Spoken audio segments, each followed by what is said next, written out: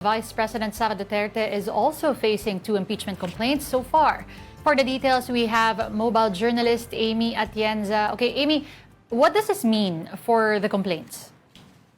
Yes, good afternoon, Lord Denise. Dito naman sa House of Representatives, bukod nga sa napag-usapang impeachment ni Pangulong Bongbong Marcos, nakatanggap na rin ang Kamara ng 2 impeachment complaints naman laban kay Vice President Sara Duterte. Una nating nakita kanina ngayong umaga ay ang Makabayan Block kung saan nga isa sa mga patuloy nilang nilalapag dito ay yung paggamit daw ng 612.5 million pesos na confidential funds sa administrasyon nga niya ni Vice President Sara Duterte. Pero bukod pa dyan, na din yung hindi daw pagdalo ni VP Sara sa mga hearing at yung lack of accountability nga daw and transparency nito ni VP Sara dahil kung mababalikan lang din ay meron daw fake accomplished report na naipasa ang Vice President sa Commission on Audit.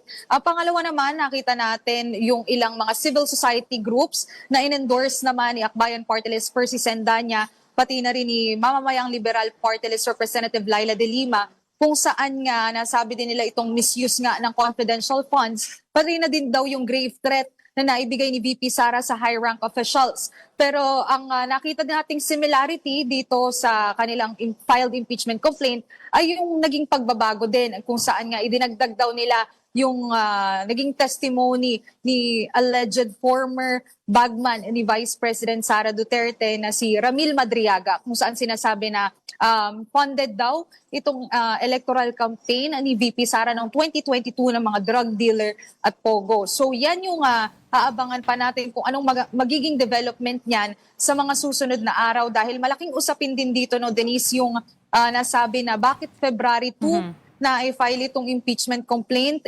sinasabi na February 6 dapat dun pa lang pwede mag-file. Pero nakita din daw kasi natin sa SC ruling noong January 28, nung inilabas yung SC ruling, na pwede na palang mag-file after January 14. So January 15, 2026 ay pwede na mag-file at nasabi na rin ni Attorney Nery Colmenares na opportune time daw ito para nga ma-file na yung impeachment complaint at as soon as possible nga ay maitaas na rin sa committee, syempre para mapag-usapan at mapagdiskusyonan itong mga nireklamo nila laban kay VP Sara. Okay, Amy, sorry, just for clarification, ano na ulit yung official deadline nung filing nung fresh impeachment complaints? Kasi nga, may mga nagsalita na including itong si House Justice Committee Chair Jervil Luistro na pati siya ay nalilito na.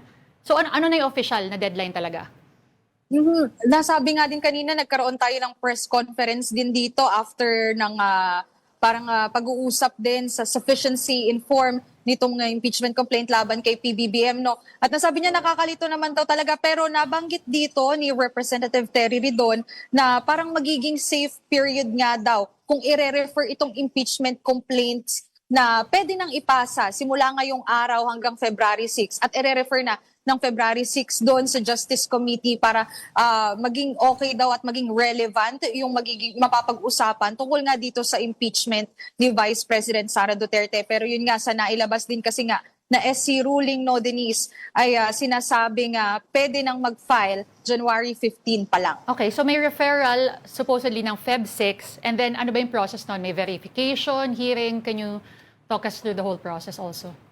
Well, technically, ito nga, nag-file na nga ng impeachment complaint itong mga civil society groups dito sa Kamara. So, ipinasa nila yan sa Office of the Secretary General. Tapos pagkatapos niyan, kinakailangan pa i-verify at ilagay nga sa order of business katulad nung nangyari sa impeachment complaint na inihain kay President Bongbong Marcos. So once na mailagay yun sa order of business, tsaka pa lang yan may re-refer din sa Justice Committee ng Kamara. So doon mapapag-usapan at same process din naman, titingnan nila kung sufficient ba ito in form and in substance. Pag sinabi kasi natin, Denise, na sufficient in form din, kailangan daw i-verified ito ng may signatures ng mga complainants, meron din daw ng authentic records, pati upon knowledge daw dapat yung sinasabing complaint laban nga doon sa official. At bukod pa dyan, syempre kinakailangan din yung oath